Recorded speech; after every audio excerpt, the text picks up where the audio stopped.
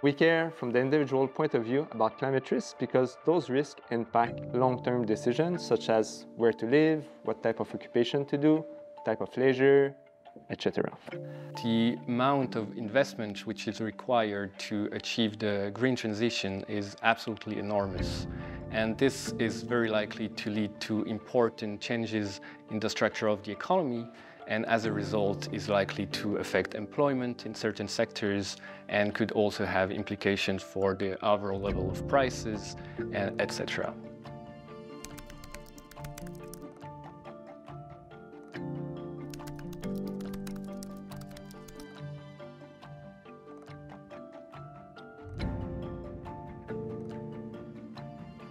My own research, I find that browner countries, that is, countries which rely more on CO2 for their production, tend to suffer more from the introduction of climate policies, which leads to an inequality.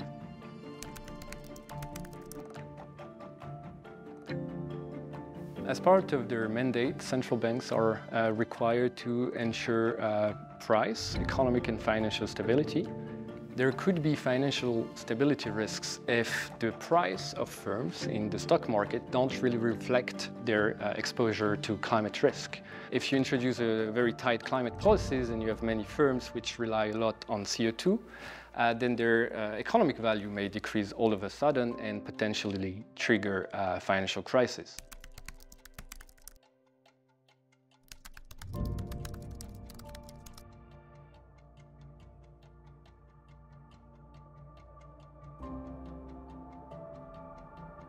There are no silver bullets when it comes to address this multidimensional problem.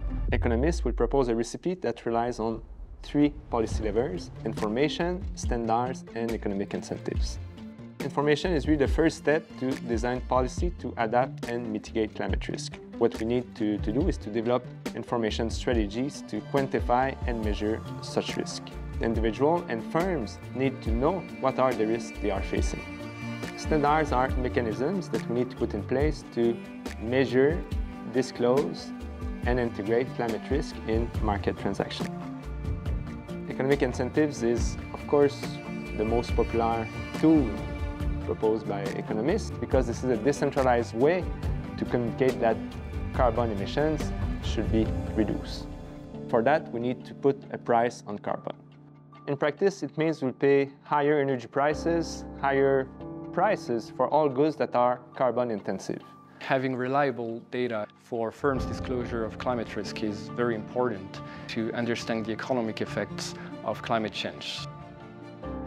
In one of my papers, I find that the stock market of Switzerland, climate risk has started to be incorporated in asset prices, thus meaning that the risks related to financial stability are relatively limited.